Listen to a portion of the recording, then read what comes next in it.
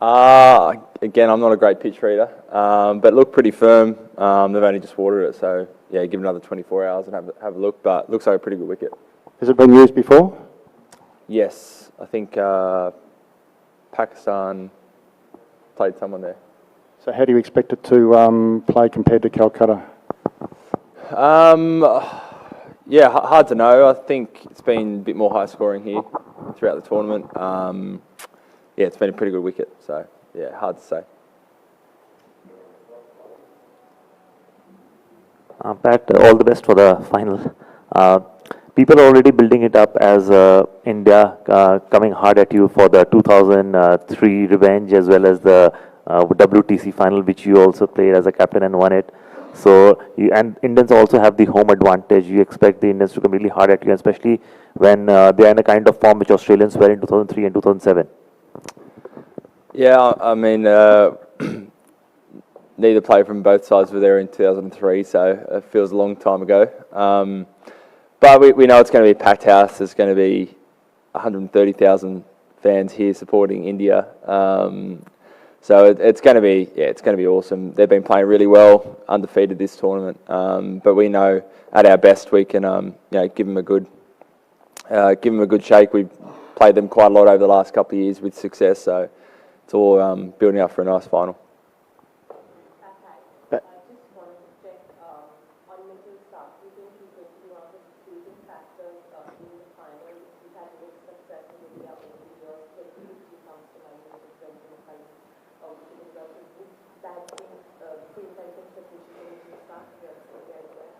I mean, I wouldn't be surprised. The way he bowled a couple of nights ago up in Kolkata was fantastic. Bowled 7 straight, a couple of key wickets, could have easily had a couple of more. So, opening partnership between him and Joshy Hazlewood's going to be a big one for us. We saw what impact they can have on a game when they bowl like they did the other night. So they're both big game players. Played in a few ICC finals now, so know what it takes. Pat, you guys are no stranger to playing against India. As the start of the tournament, you have said that you have played India more than any team else. So just wanted to know that have you faced any other more dominating Indian side, or should I say any other more ruthless Indian side than this one? I think it's hard to say. They've certainly played really well this World Cup. I think we certainly I don't think we scored par in that first game, but we're one catch away from potentially being in front of that game. So there's lots of, we won an ODI series here early on in the year. There's lots of moments we can draw on where we've had success against, a really good Indian side. Pat, you said you know what it takes, and you've played in a lot of big games before, big tests, big one-days, big T20s. But 100,000 people wanting you to fail is probably something new. How do you deal with that, and how does the team deal with that? I think you've got to embrace it. The crowd's obviously going to be very one-sided, but it's also, in sport, there's nothing more satisfying than hearing a big crowd go silent, and that's the aim for us tomorrow. You've just got to embrace every part of a final. Even in the lead-up, there's going to be noise and more people and interest, and you just can't get overwhelmed. You've got to be up for it. You've got to love it, and just know, whatever happens, it's fine. But you just want to finish the day with no regrets. Hi. As a fast bowler, what do you think are the challenges you face while bowling on Indian wickets? I think, similar to a lot of ODI cricket in general, the ball obviously swings for a few overs, but after that there's not much swing. So you've got to try and create wickets in other ways. It's not necessarily catches behind the wicket like you might have in Australia. So you've got to be brave with some of the balls you use, slower balls, bouncers. You've got to keep it, find that balance between mixing it up, but also not go chasing too much. So I think we've struck that balance pretty well. And, at least over here in India, a lot of the time by the end of the innings, things like cutters work perhaps better than it does elsewhere in the world. Hey, Pat, I know you've said that you've stuck to the processes through the whole tournament, but at Zip and 2 and, Sri Lanka none for 100, was there ever a moment where you thought, gee, we might not make it this far? Absolutely, yeah. The proposition at that stage was basically we had to be flawless to make it through to the semis, and fortunately we were. But yeah, absolutely, it's we knew we came up against two very good sides to start off with, but we were off the pace, so we knew that we had to change pretty drastically, and yeah, glad we did.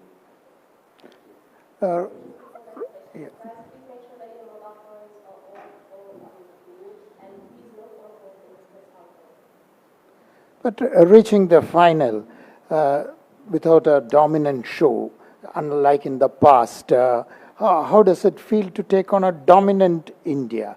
But does the tag of 8 finalists, 5 winners play a role? Yeah, I think with experience, and fortunately some of that experience is playing in World Cups where we've been dominant, we've won before. I think one of the pleasing things is I still don't feel like we've played the complete game, maybe against Netherlands, but outside of that, we probably haven't. There's been no huge wins. We've had to fight for every win, but we've found a way to win, and different players have stood up at different times. So I think taking that confidence, knowing that we don't have to be at our absolute best to challenge any team, we can find a way through it. I'm sure we'll draw a lot of confidence. All the boys draw a lot of confidence from that going into tomorrow. Okay, Pat.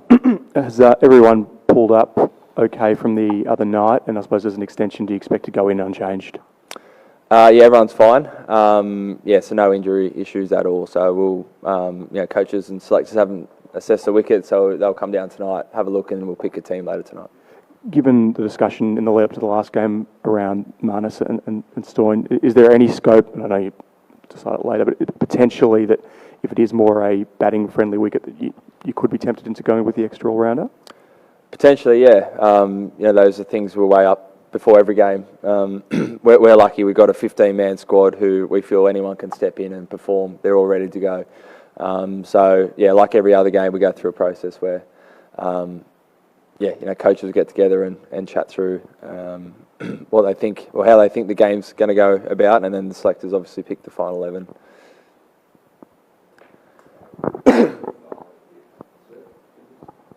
Which Indian bowler or a batsman challenging for your team tomorrow?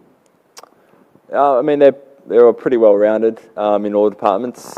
The one guy that didn't play at the start of the tournament who's done really well is obviously Mohammad Shemi. He's a class bowler to right and left armers, so he's going to be a big one. But again, these are guys we've played a lot, so all our batters can draw on moments where they've taken on these bowlers and done well. Pat, just the year that you guys have had, like you've been on the road a lot, came close to winning a test series in India, sort of, the World Test Championship final, retaining the Ashes, and now from where you were against Sri Lanka to here, is this like the cherry on top? And like, how do you just sum up the year that you have as captain and as a team? It's been a huge year. There are 4 marquee events that if you have one of those in an off-season, it's a big off-season. We've got 4 of them. So being really proud of all those things you mentioned, not only the wins, but, the guys have spent, for some of the guys, have probably spent less than a couple of weeks in their own bed since the end of the Aussie summer. So, one thing that stayed consistent has been the morale in the group. The guys have been awesome. They're so up for every game they play. And, to put ourselves in a position of this, it would just top off an incredible year, and probably a career-defining year that a lot of us will look back on in years to come and be pretty proud of. Hi, Pat. Of all the teams, are Australia most equipped mentally to be immune to a partisan crowd of this size? Potentially. We play over here in India a lot, so the noise is not something new. I think on this scale it's probably bigger than we would have experienced before, but it's not something totally foreign to what we've had before. So everyone deals with it slightly differently. You see Davey probably dancing and winning the crowd over. Other guys just staying in their own bubble, but it should be good. Hello, Pat. Apart from Shami, who else has particularly impressed you in this India side at the tournament so far, having already played them once? Yeah, I think again, they're pretty well rounded. They've got 5 guys that bowl 10 overs pretty much every match. I think their spinners have done well through the middle overs, Kuldeep and Jadeja. So they're going to be a tough proposition like they always are. But they've won every game, so they've been very impressive.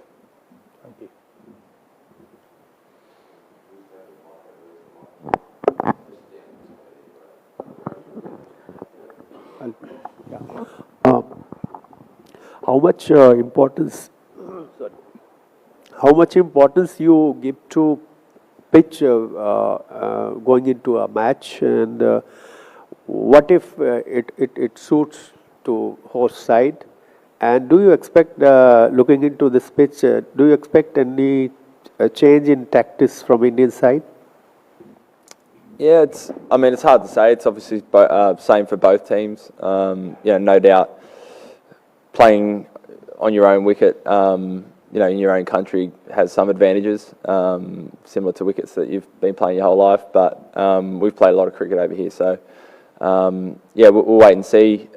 I think, of all the venues, perhaps this venue's, the toss isn't as important as, say, a Mumbai Wankhede Stadium or other venues. So we'll be ready in terms of anything they'll throw at us. Yeah, we'll wait and see, but we'll make sure we have some plans. Yeah. Weather has changed. The difference in temperature after sunset and before that is all 7 to 8 degrees.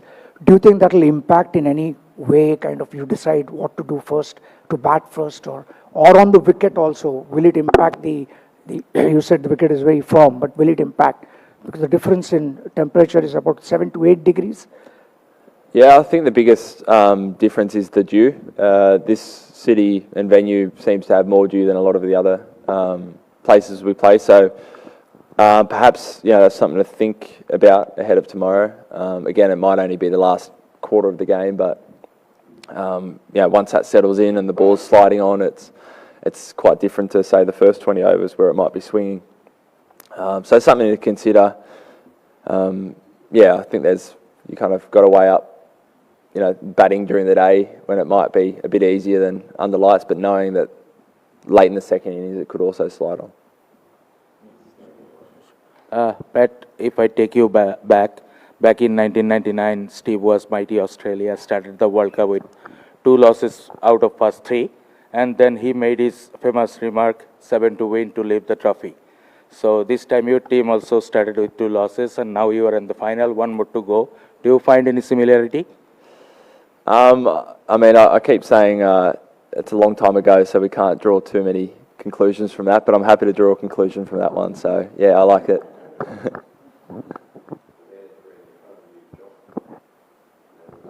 Yeah.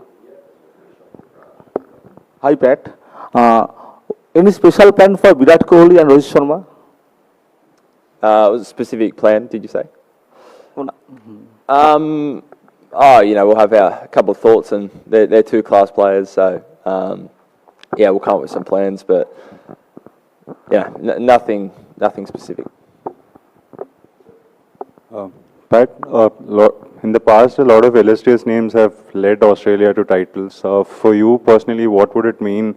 Have you thought about what would it mean for you personally to probably do that? And is the ODI World Cup still the pinnacle, at least in terms of white ball cricket for you guys? It'd be huge. We were all kids not too long ago, watching some of those great teams win the 99, 2003, 2007 World Cups, and that's the opportunity ahead of us tomorrow, which is really exciting. And to be captain would be an absolute privilege to lift the trophy with these great bunch of blokes. So it'd be awesome. And in terms of the pinnacle, I think it is right up there. It's got the longest history of kind of a world event where all the teams compete. You only get a shot at it every 4 years. So, even if you have a long career, you might only play in 2 of these events. It's 2015 still a career highlight for me. So I think tomorrow if we win, I might pip it. Australia has a reputation of winning, know how to win World Cup titles. It's you guys are 5-time champions and going against 2-time champions. Do you feel like you are the favourites? Don't know about that. I think it's going to be an even match. I think you can make a case for either side. The good thing is I think we've got 6 or 7 guys that won it in 2015. So we know that feeling. Even more of the guys that were there in the T20 World Cup, different format, but pretty much everyone, well, at least a dozen of the 15 have won a World Cup and know what it takes and know that feeling and won't be afraid to go out there and be brave and take the game on.